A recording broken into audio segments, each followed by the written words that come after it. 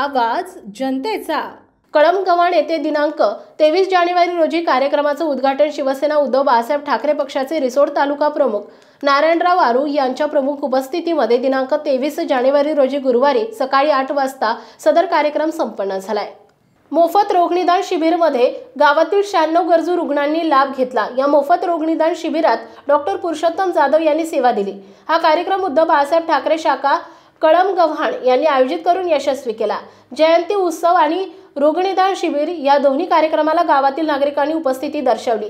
सरपंच पती ज्ञानेश्वर खंदारे, उपसरपंच सौ सविता जगन जाधव, ज्येष्ठ शिवसैनिक रमेश उमाळे, बाळू मोरे, भागवत कवर, रामासाहेब मोरे, ज्ञानेश्वर कवर, गणेश मोरे, गजानन शिंदे, नितीन उमाळे, पांडुरंग उमाळे, प्रमोद मोरे, विठ्ठल जाधव, माधव निकस, शंकर गायकवाड, काशीनाथ मोरे, आदित्य वाळूकर, मयूर जवंजाळ, शुभम खडसे, अमोल देवडे, विश्वास कवर, राजू महापुरे, अभिमन्यू जाधव आणि इतर गावकरी मंडळी मोठ्या संख्येने उपस्थित होते।